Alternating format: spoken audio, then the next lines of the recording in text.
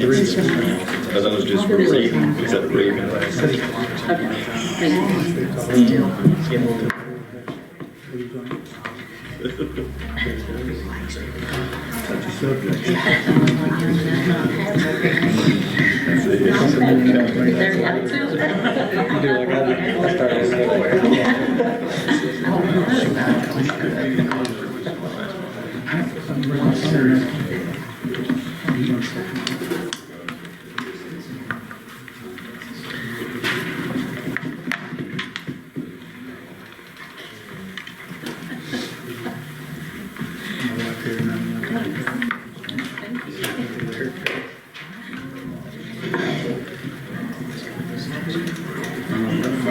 Clear your throat. So don't do it.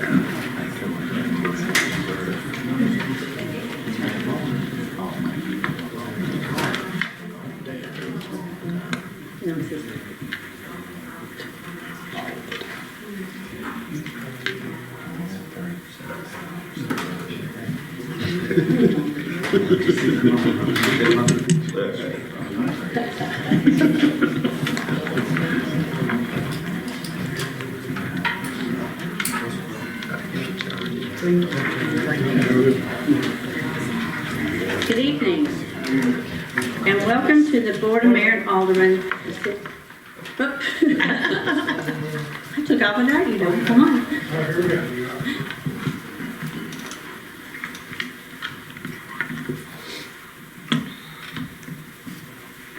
Good evening, and welcome to the Board of Mayor and Aldermen meeting. This is our regular monthly meeting, June the 10th, 2025. First, we have a public hearing, and this is for the FY26 Fayetteville City School budget. Is there anyone in the audience that would like to speak at this public hearing? Hearing none, we will close that public hearing, and we'll move to the next public hearing, which is for the FY26 City of Fayetteville budget. Is there anyone in the audience that would like to speak on the City of Fayetteville budget? Seeing none, we will close that public hearing. Now we'll move into our regular monthly meeting. And with us tonight, we have Reverend Ennis Hyman with us to say the prayer. I want you to come forward. Everyone, please stand. I'd like to say Happy Father's Day to Old Ann Sunday. Father, thank you for this day. This day is a wonderful day. You said in the song, this is the day the Lord has made, and I'll rejoice and be exceedingly glad. And that, of course, was pointing on years ahead to the crucifixion of Christ. Seemed like who would rejoice over that, other than those who needed and wanted salvation of our Lord and Savior, Jesus Christ. Now this evening, I ask you, Lord, to be with this meeting. I believe these folks love you, serve you. I believe they want what's best for this city, even the county.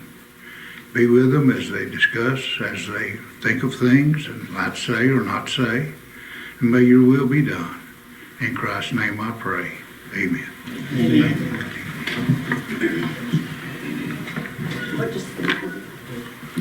Okay, excuse me.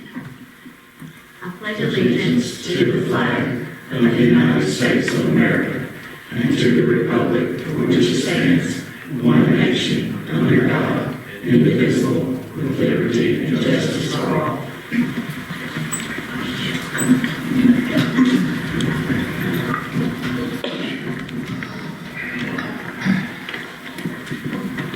Okay, before you have an agenda. There's the one on your iPad is slightly different from the amended paper agenda that you were handed out. So we will go by the amended agenda. The first item is our regular monthly meeting minutes on the May 13th. Are there any corrections on these minutes?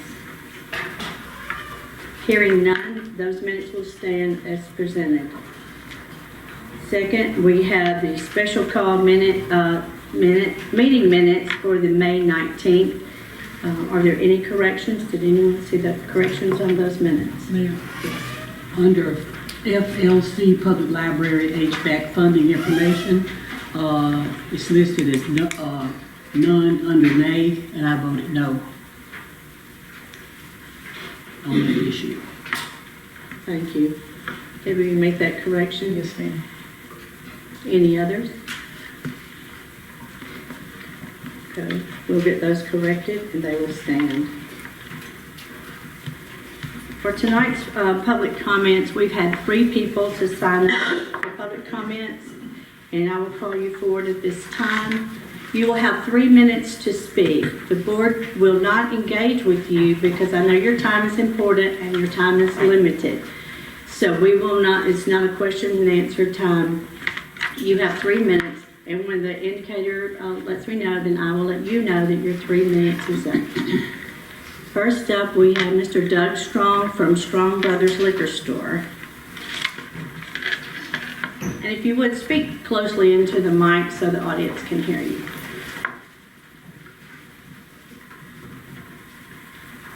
Mayor and board members,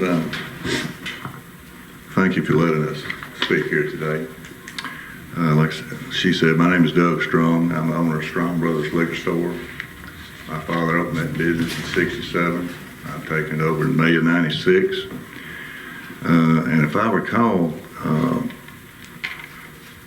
Mayor, back in, it seems like we've been down this road before, 2 or 3 years ago. And if I remember correctly, you were the deciding vote that helped keep the cap at 4. But anyway, I'm not going to stand up here and bore you with all the reasons why we do not need another store.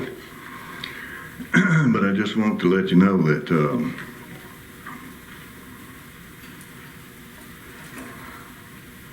but if you do raise the cap,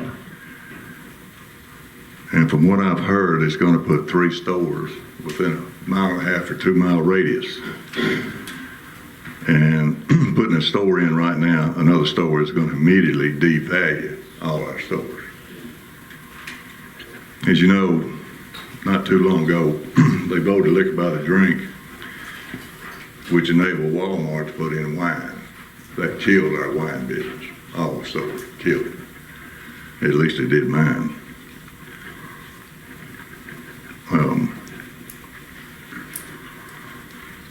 I just want to let you know that on top of adding another store, there's going to be a 7,000 square foot store built in Hazel Green, Alabama, next to Walmart.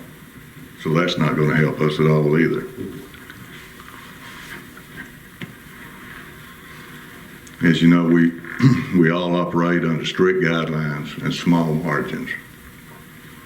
And I don't think Fayetteville has grown enough in population to add another store. I'm not sure if the population has even grown at all. All the stores, from what I've heard, are down in volume. If you put another store in, it's just going to could put some of us out of business. Social media, I've heard, is not too happy about adding another store. And if they do, unfortunately, I won't be able to donate to all the many causes that people come to my store want donations. And that's a lot. So I just hope you do what's right, keep the cap at 4. Thank you. Thank you. Next to speak is Mr. Neil Patel.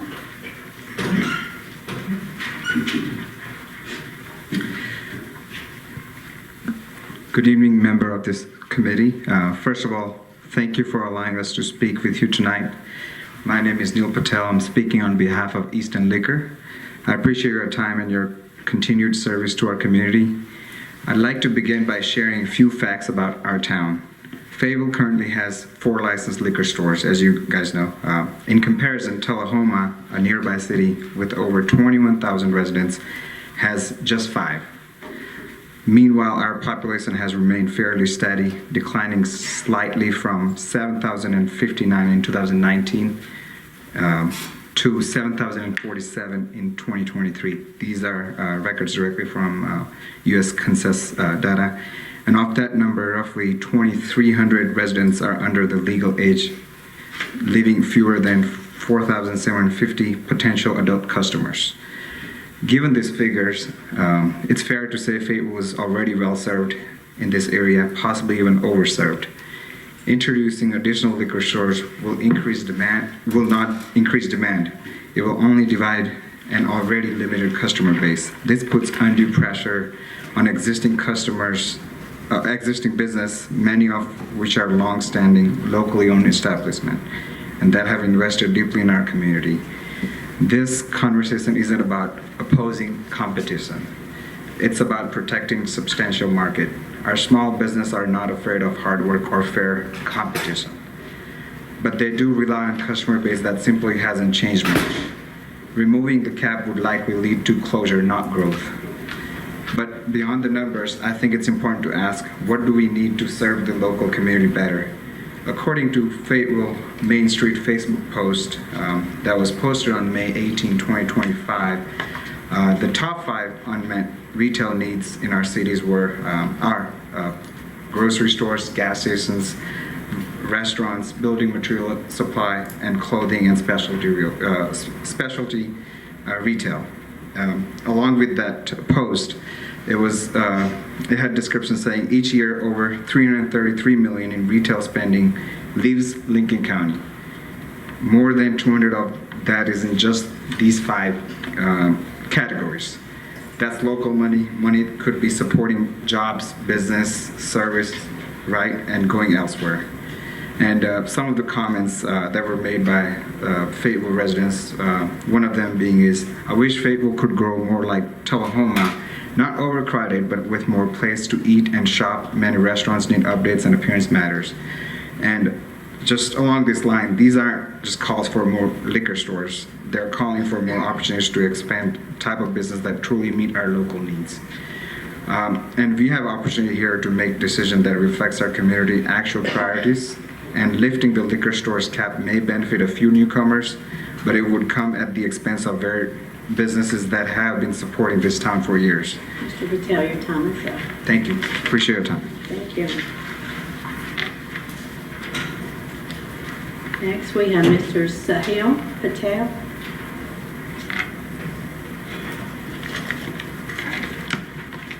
I had a couple of handouts that I'd like to distribute to the board that I'd like to reference later in my address, if that's okay with everyone. Sure. I appreciate that. Dear Board of Mayor and Aldermen, thank you for allowing me the opportunity to speak today during today's public comments. My name is Sahil Patel, and I'm speaking today on behalf of my family regarding the proposed removal of the current cap on liquor stores in our community. This issue is not new to us. In fact, back in 2022, this case was first brought to the then Board of Mayor and Aldermen by my family as we sought to open a liquor store. At the time, the board made the decision to uphold the cap, and we respected that decision. Rather than abandoning our plans, we invested over $1 million to purchase Liquor Locker, an existing licensed location. Today, I urge you to maintain the current cap on liquor stores. Removing it now would not only devalue significant investments made by existing small business owners, but it would also risk saturating the market in a way that ultimately harms rather than helps the local economy.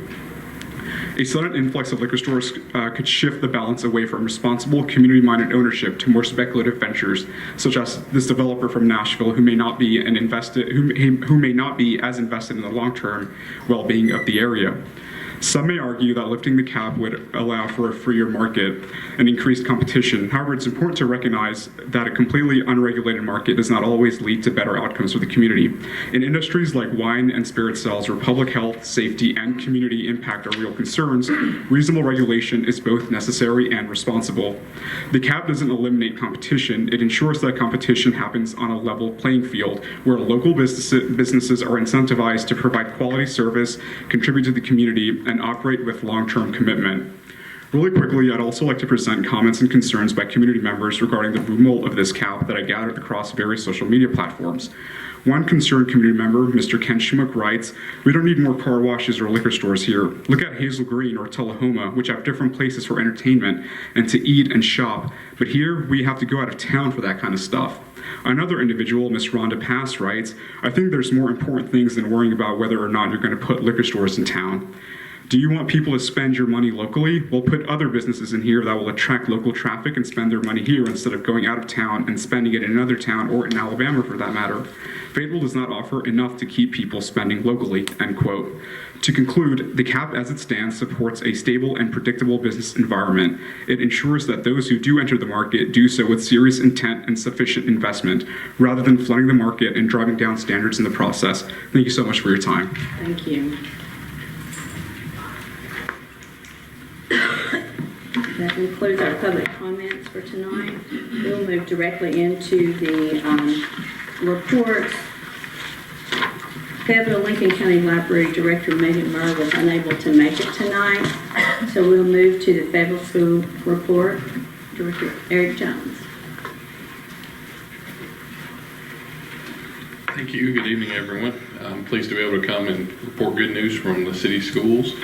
We had a graduation. We were able to graduate 93 students and 1 special needs student this year. Our totals on our scholarship numbers are over $7 million for the class. That equates to about a little over $74,000 per student, depending on how you want to count the 1 student. So it's pretty good numbers. We're pleased with that. We've got currently summer school going on. So since COVID, every year there's a summer school opportunity. A lot of that has to do with the 3rd year promotion, our 4th grade retention law. We have over 100 students who voluntarily are coming to our program. There are just a few students who need to go as a part of the requirements for those laws, less than a dozen. But we have over 100 students who voluntarily come and catch up on their work during the summer. So this is a really neat service. It's going swimmingly. It's probably the best year we've ever had as far as transportation and lack of problems, which is interesting because we also got a little construction project going on over there, so you'd think it'd throw a wrench into things, but it's going really nicely. That is the bulk of my report. I haven't heard back from TEMA on our additional request for grant funding. I haven't heard from them in writing. Everything sounds like it's going on a really good path as far as verbal confirmation, though. And that is my report, but I'll be happy to entertain any questions. Thank you. Any questions? Sorry, you mentioned you requested TEMA to do more than just, I think, whether 5%? Is that what you were mentioning? No, no. Oh. No, what I was saying is, let me think of the most succinct way. Okay, there were 6 bidders. Okay. 4 of them did not qualify per the bid document, so we have 2 qualified bidders. Both of those bidders are over the allotted amount. So what that means is we go back and request for what's called a change in scope of work, and they can release additional funds for the grant through TEMA. Okay. Everything sounds like it's going really well with that, but I don't want to report on anything I don't have confirmation of in writing at this time. But it does sound like it's on a good track. Thank you. You're very welcome. That affect the 90%, 5%, 5%? It could be more than that, but verbally, it sounds like that will not be the case. It'll be 95 and 5 verbally is what I have. But again, I can't give you any confirmation until I have it in writing. I mean, I could, but it wouldn't be ethical. I'm not going to do that, so, sure. How much more was the bid over? So the bid over the allotment, basically about $3 million. Any other questions? You're very welcome. Thank you all. Have a good evening. Next up tonight, we have speaking, this is on the Brownfield grant opportunity. We have Terry Lee and Misty Baker, if you'll come forward. They're going to go into details about this for us and give us a little bit more information, I think. Good afternoon. Thank you all for having us here. My name is Misty Baker. I'm with South Central Tennessee Development District. Pull that mic down. Okay. I'll be very brief. I'm going to let Terry speak on the brownfield topics. I just want to let you guys know that Lisa Cross and I at the Development District will be available for any of you to reach out if you have any questions or anything. I'm going to hand out both of our cards so that you can contact us and you can go through us to reach BCA, which are consulting company for both the EPA brownfield and the TDEC BRAG grants that we receive for identification. I'll go ahead and let Terry speak on the rest of it, but if you guys have any questions, feel free to ask. Thank you. Thanks, Misty. Thanks for accommodating us on your agenda tonight. It looks pretty full, so we'll try to get through it pretty quickly. It's good to see Mr. Owens again and Christy Gentry. I remember meeting you back at TML a couple years ago, hearing about the cheese factory for the first time. We worked with SCTD to write the grant, and then we're selected as the consultant to do the work underneath the grant. If you have in your packet a sheet that looks like this, you'll see a short bio on the company and then the specifics. So we wrote the grant in 23, we're awarded in 24. We have $1.5 million to share in 13 counties of SCTDD. It pays for phase 1 environmental site assessments, phase 2 environmental site assessments, cleanup planning, community outreach activities. It's really simple. One question I get a lot of times is, what's the catch? The only catch is we need the property owner's permission to do the work. It can be a county-owned property, a city-owned property, an individual-owned property. It's a 100% grant. There's no match. It's all up front-loaded. It's not like do the work and then wait to get reimbursed. That's it in a nutshell. I think we actually just got approval today. We got the signed access agreement from the owner of the Kraft Cheese Factory a few weeks ago. And I think we actually got approval today from EPA to go ahead and start work on that. So we'll be starting the phase 1 assessment work on that pretty soon. This grant does not require the property to be in the Tennessee VOAP program. It also doesn't require any site control by the city like the Tennessee program does. But if we get to the point, and this grant is really only for assessment of the conditions, the environmental conditions, but if it gets to the point that we want to move forward with a project like that property, then TDEC does have cleanup money, but at that point in time, the property does have to be site controlled by either the city or the county, so we can work toward that. That was, I think, what we had in mind when we talked about it over the past couple of years. So let me look at my notes here and see if I'm leaving anything out. This is the site access agreement. This is what we need the property owner to sign if they want to move forward with the project. If the property owner says, no, I'm not interested, that's the end of it.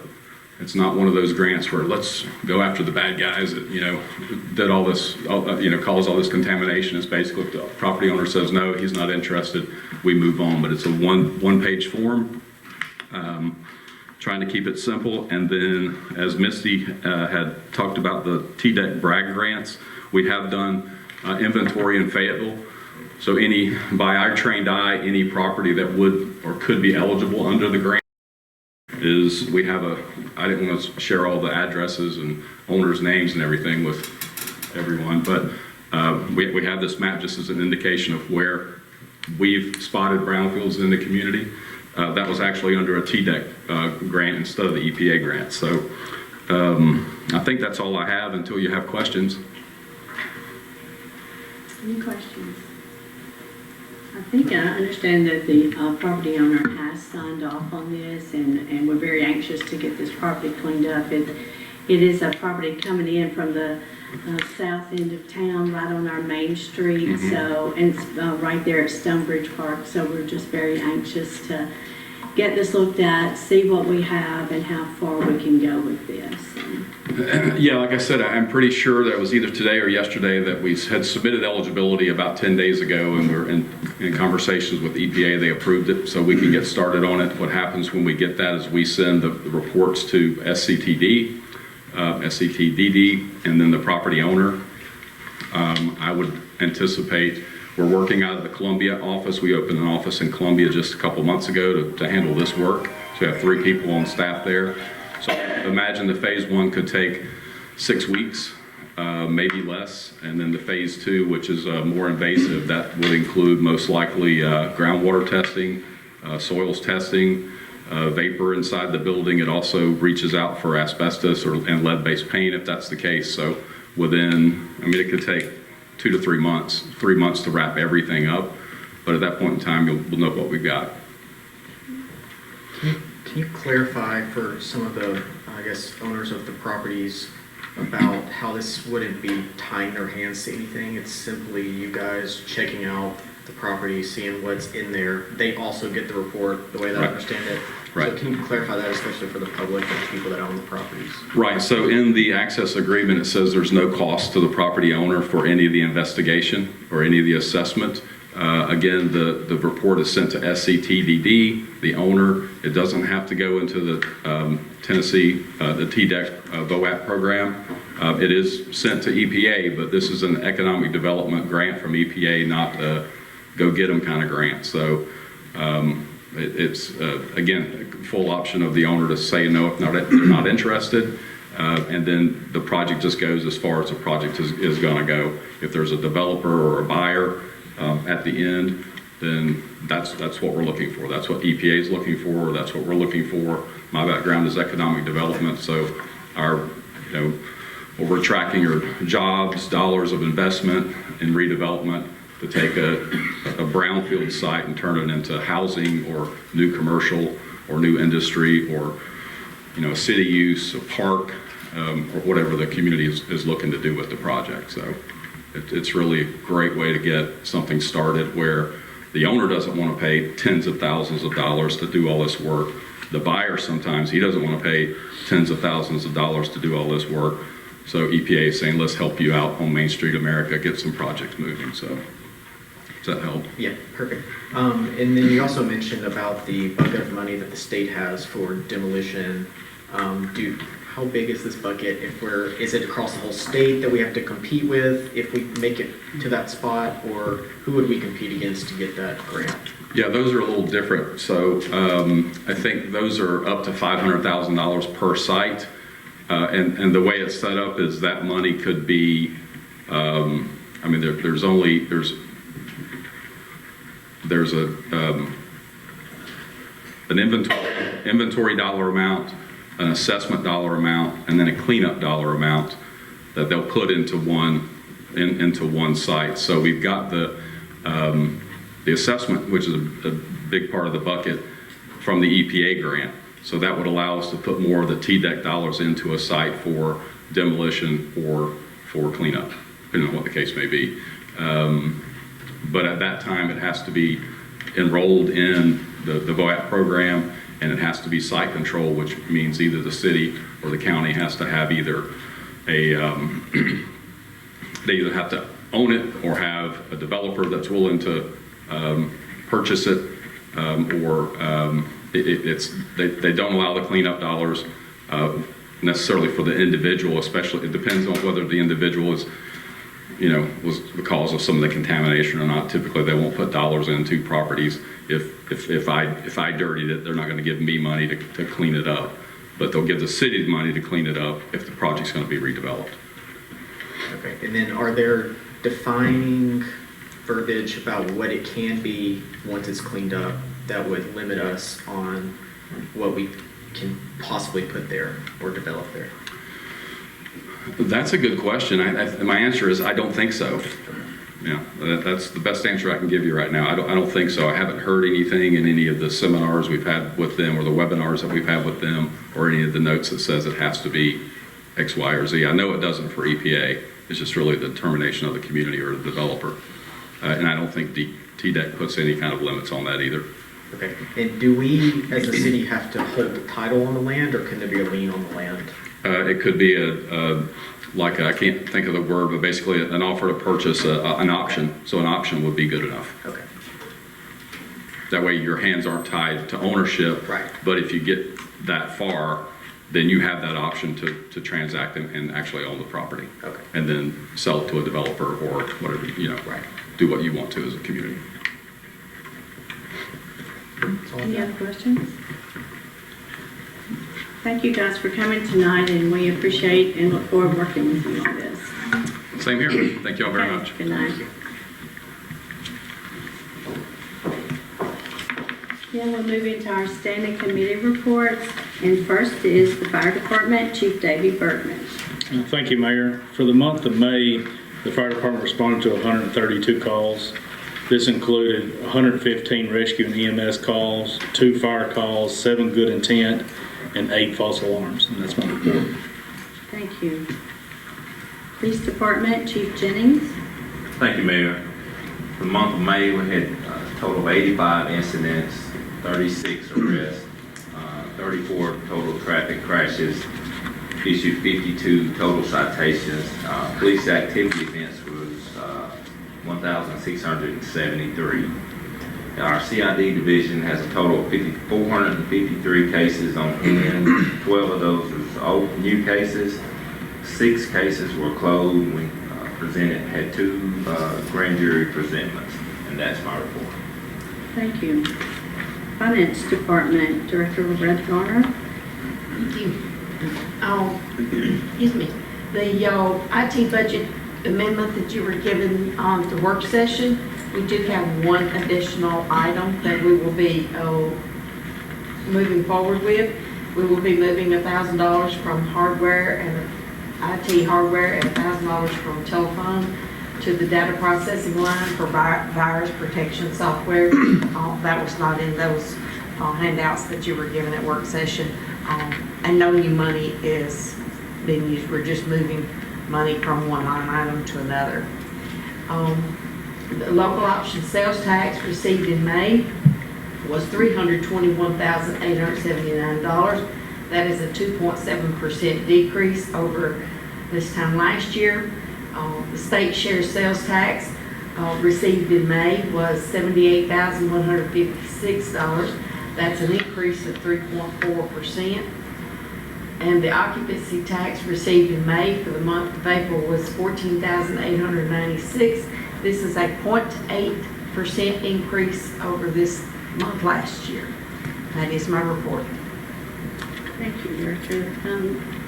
Also, we received today, it was an article in the TML magazine where the state is going to give us a bigger portion of this local option sales tax and the occupancy tax. So hopefully we'll see more dollars from those very soon. I believe that goes into effect July the 1st.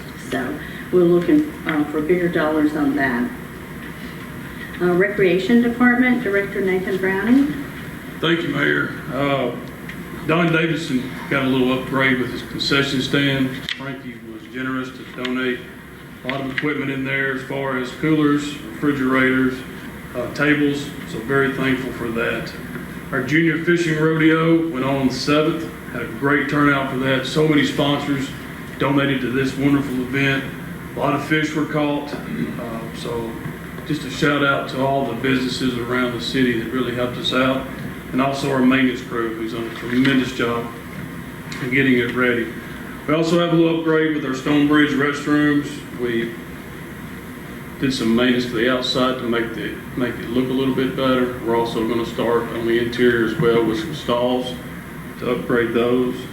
And just some dates coming up. Well, first we finished up our baseball season, very successful year. A lot of good people working on that to make it successful. So we're wrapped up baseball. Softball has about 2 weeks left.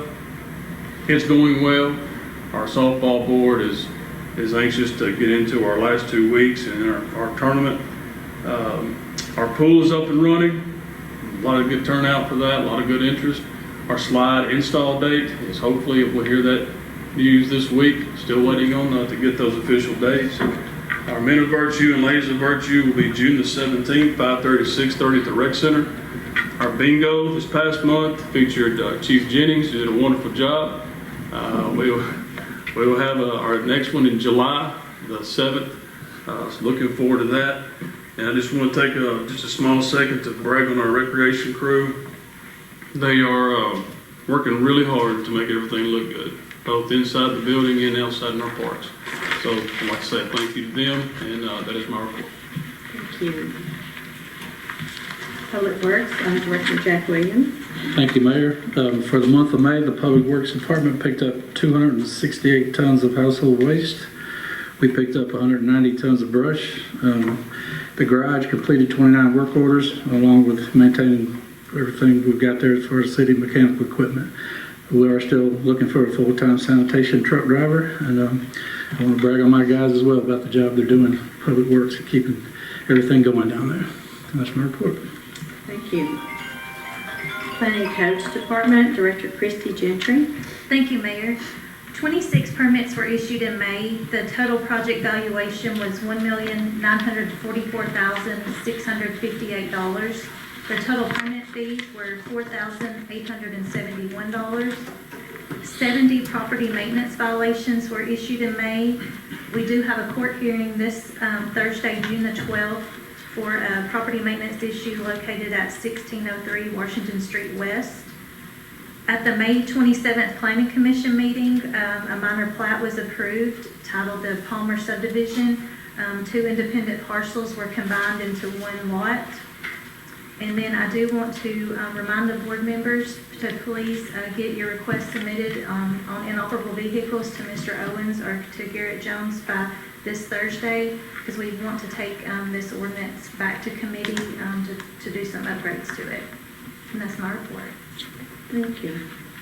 Moving now to our city administrator report, Mr. Kevin Owens. Good evening, Mayor and Board. Just to go back from what Mrs. Gentry said, we did have an extensive planning meeting. In addition to the vehicles, we are looking for input for the food truck ordinance and the proposed entertainment district. So I will be surveying board members over the next 2 weeks as we prepare for committee. In addition to my report, which you have received, we're currently working on security issues for all buildings, mainly the municipal building, but we're also looking at the recreation building and all of the city buildings to look at the security and maintenance plan. You will be receiving information on Camp Blunt. We're required to look at that particular contract. It's a 3-year agreement with the state, and we're up for renewal in July, so you will be receiving more information on that. We have revamped the fleet management program, so we do have an extensive meeting with fleet management, trying to develop plans for the next couple of years, 2 or 3 years, to try to get us in some type of notion of what we're going to do with fleet management, and also sidewalks. We're working with the state right now to start with the money we received in 23, the 1.5 million for the north side. So we're beginning work on that. And just to conclude, we're in the process of revamping some of our technology. Right now, I have to give a shout out to Ms. Williams over here, who has been making sure we have not missed a beat over the last couple of weeks. But we're working, and we ask that everybody just be patient as we plan to get a very good plan for technology. And that concludes my report. Thank you, sir. And concerning the Camp Blunt agreement, will that come back before the July board for a vote? It will. We made an introduction in June. We plan to bring out all concerns. I have had one conversation with the state yesterday, so that will be in committee and work session, and hopefully for a vote on the July 8th board meeting. I knew that expiration date was fast approaching, so thank you. We have no unfinished business, so we'll move into new business. Item A, this is for approval for the Public Works Department to sell a gooseneck trailer, a paving machine, and a 1979 water truck, and these items will be sold on Gov Deals. You have in your package a photo of these items and a description, so I'll need a motion to move that forward to put it on Gov Deals. So moved. Motion by Alderman Alder, second by Alderman Keenan. Any discussion? Will you call the vote, please? Mr. Alder? Aye. Miss Allen? Aye. Mr. Bradford? Aye. Mr. Keenan? Aye. Mr. Faulkner? Aye. Ms. Small? Aye. That motion carries. Item B, this is approval of the award of the street paving bid of Lincoln Paving. In your package, you have been given all the information concerning this bid, the award. This was a single bidder. This contract will be July the 1st, 2025, expiring June 30th, 2026. So we're doing something a little bit different this year. This is a blanket bid. And so anytime that the Public Works needs some work done, they'll already have the price bid, so they do not have to, every job, go through the bid process. So this is kind of to streamline the work of Public Works. So do I have a motion to accept this bid? So moved. A motion by Alderman Faulkner. Second. second by Alderman Allen. Any discussion? Yeah, quick question, and I should have asked this during reports, but I apologize, Jack. I know in work session I asked, and you were out, so I'm not faulting you for this, if there was an average per mile from this we could deduce on how much per mile we would pay for the paving. Do you know that, or is It's just going to be really averaged it by the ton as far as the asphalt. And then with us, it's going to come down to grinding is going to be a big issue too, because there are some concrete patches that'll be grinded, some not. So that's going to affect our cost to get that what they're up now. So. Okay.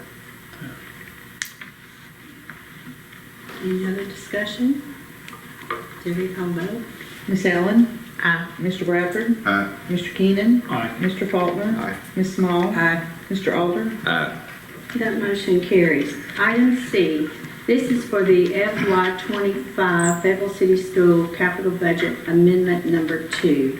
You have been provided the dollar figures in your package. It's just transferring from one line item to another. Do I have a motion?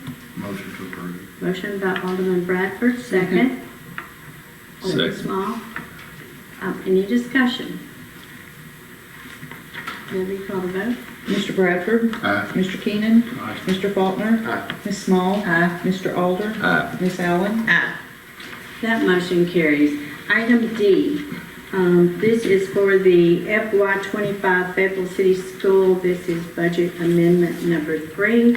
Also, you have been provided with documentation from the school system showing you the line items and the changes in this amendment. Do I have a motion? So moved. Motion by Alderman Small, second. Second. Alderman Alder. Any discussion? Will you call the vote? Mr. Keenan? Aye. Mr. Faulkner? Aye. Ms. Small? Aye. Mr. Alder? Aye. Miss Allen? Aye. Mr. Bradford? Aye. That motion carries. Item E, this is the Fayetteville City School approval of the Brodus and Associates invoice number 2.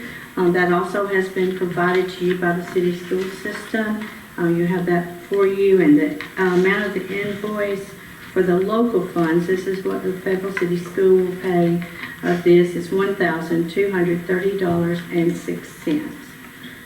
Do I have a motion? Motion to approve. Motion by Alderman Bradford, second. Second. Alderman Alder has a second. Any discussion?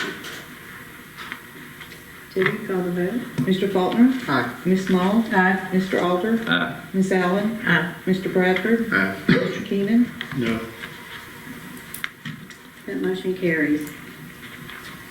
Item F, this is ordinance 2025-12. This is for the City of Fayetteville budget number 11.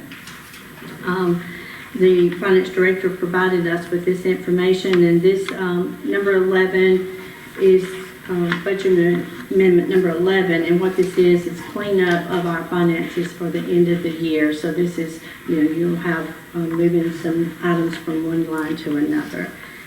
And this also includes the public library HVAC system. So do I have a motion for this amendment? Move to approve. Motion by Alderman Allen, second. Second by Alderman Bradford. Any discussion? Debbie, call the vote. Ms. Small? Aye. Mr. Alder? Aye. Miss Allen? Aye. Mr. Bradford? Aye. Mr. Keenan? Aye. Mr. Faulkner? Aye. That motion carries. Now moving to item G. This is for ordinance number 2025-13. And this is amending the amount paid to MTS for training. So recently we had gone through and passed an ordinance for the municipal court cost rate to increase to $115, with $1 of that court cost going to training and education. However, the state has passed recently that amount will go to $2. So the court costs will remain $115, with $2 of the $115 going to training. So do I have a motion? Motion by Alderman Keenan, second. Second. Alderman Small. Any discussion? Debbie, call vote. Mr. Alder? Aye. Miss Allen? Aye. Mr. Bradford? Aye. Mr. Keenan? Aye. Mr. Faulkner? Aye. Miss Small? Aye. That motion carries. Item H, this is ordinance 2025-14, and this is removing the cap on the liquor stores. You have the ordinance before you, changing it from 4 to, we would repeal the ordinance, and there would no longer be a limit of number of license for liquor stores. Do I have a motion? So moved. Motion by Alderman Keenan, second by Alderman Faulkner. Any discussion? No discussion, Debbie, will you call the vote? Miss Allen? Aye. Mr. Bradford? No. Mr. Keenan? No. Mr. Faulkner? Yes. Miss Small? No. Mr. Alder? No. Okay, that motion fails.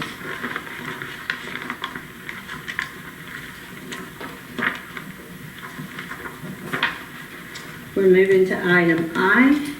This is ordinance 2025-15. This is amending the municipal code, and it's labeled restoration of streets. Well, a little bit about this ordinance is, in the past, the specifications for anytime the street is dug up, or any work or repair is done, it said that it would have to be filled back with concrete. So over the years, we have figured out that the cost of concrete has gone up so much, and to have it milled to repave the streets is so expensive, it's an added cost to us. This ordinance is recommending that the contractor shall fill the trench or hole with flowable fill material. That will make it level for the existing services. Do I have a motion? So moved. Motion by Alderman Allen, second by Alderman Keenan. Any discussion? Debbie, we call the vote. Mr. Bradford? Aye. Mr. Keenan? Aye. Mr. Faulkner? Aye. Miss Small? Aye. Mr. Alder? Aye. Miss Allen? Aye. That motion carries. Moving now to item J. This is ordinance 2025-16. This is for the FY26 annual budget and tax rate. We have worked very hard to come to a budget for the upcoming year. We have to present that to the state. This will be sent to the state and it verifies the tax rate. So do I have a motion on this ordinance? Motion by Alderman Keenan, second. Alderman Bradford. Any discussion? Debbie, call. Mr. Keenan? Aye. Mr. Faulkner? No. Miss Small? Aye. Mr. Alder? Aye. Miss Allen? Aye. Mr. Bradford? Aye. That motion carries. Item K, this is to approve and adopt the FY26 pay scale. In doing our budget this year, we looked at some problems and some changes that we wanted to make to the pay scale that has been provided for you. And do I have a motion to accept this pay scale? Motion to approve. Motion to approve by Second. Alderman Bradford, second Alderman Allen. Any discussion? Debbie, call the Mr. Faulkner? Aye. Miss Small? Aye. Mr. Alder? Aye. Miss Allen? Aye. Mr. Bradford? Aye. Mr. Keenan? Aye. Okay, that pay scale is approved. Now moving to item L. This is for the Fayetteville Lincoln County Airport Authority. Mr. Reese Howell served on our airport authority for a number of years. He's a tremendous loss in his passing, and the city just wishes the family well. But moving forward, we'll need to fill that vacancy. And so I would like to recommend Brian Dalton for that position. You were provided with a small bio for Mr. Dalton. He is very experienced, very knowledgeable of the aircraft that's located at our airport, and also the business of the airport. So do I have a motion in recommending Mr. Dalton? Motion by Alderman Keenan, second by Alderman Bradford. Any discussion? Debbie, you call the vote. Ms. Small? Aye. Mr. Alder? Aye. Ms. Allen? Aye. Mr. Bradford? Aye. Mr. Keenan? Aye. Mr. Faulkner? That motion carries. Moving to item M, and this is for the Industrial Development Board.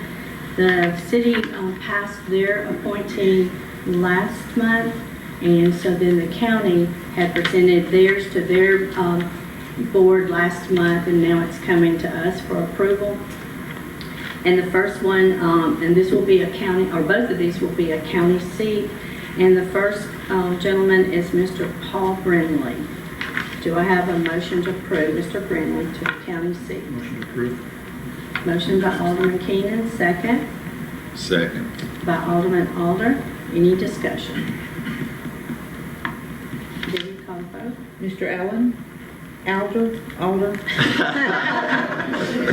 Been a long night. Miss Allen? Aye. Mr. Bradford? Aye. Mr. Keenan? Aye. Mr. Faulkner? Aye. Ms. Small? Abstain. That motion carries. Item N, this is for the Industrial Development Board also. It is a county appointee seat that the city also has to approve. And this gentleman's name is Mr. Ronald Jean. And do I have a motion on this recommendation? Motion by Alderman Bradford, second. Second. Second, Alderman Keenan. Any discussion? Debbie, you call the vote. Miss Allen? No. Mr. Bradford? Aye. Mr. Keenan? Aye. Mr. Faulkner? Aye. Ms. Small? No. Mr. Alder? Aye. That motion carries. Okay, that item concludes our business for tonight, and I'll declare this meeting adjourned. Thank you for your attendance.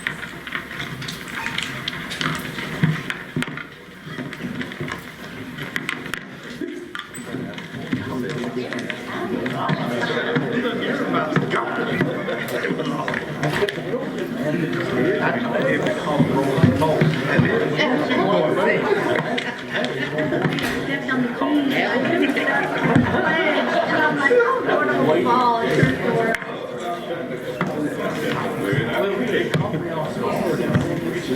That was my first